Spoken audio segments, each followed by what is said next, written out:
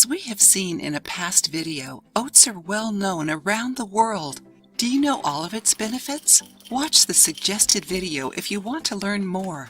Oats can be found in many people's breakfast. It is a cereal rich in fiber and can be found as a flour, rolled oats, or oat bran.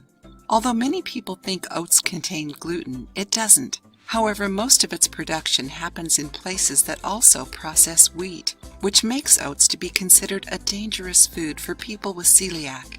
In this process, cross-contamination happens. So if you are celiac but want to eat oats, it is important to be sure that there is no cross-contamination. Buy gluten-free oats, which must be labeled as so to avoid contamination.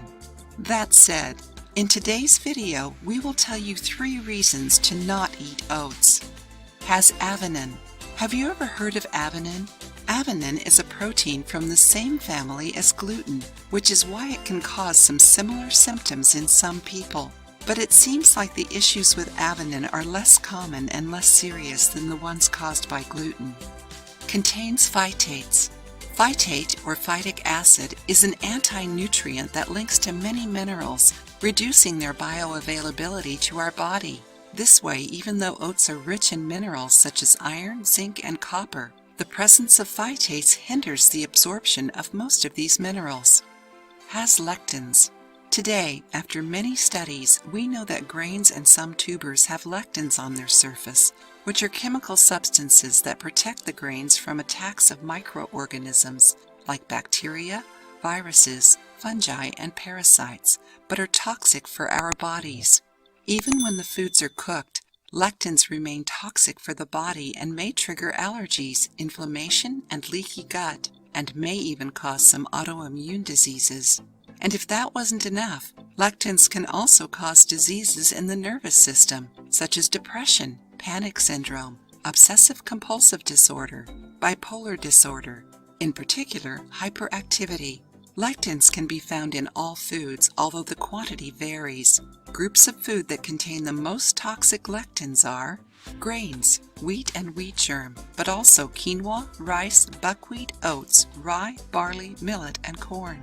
Beans, all kinds of beans. Letting them soak helps to reduce the toxins. Also soy and peanuts. Dairy, milk and byproducts, especially the ones made from milk of animals fed with grains and no pasture.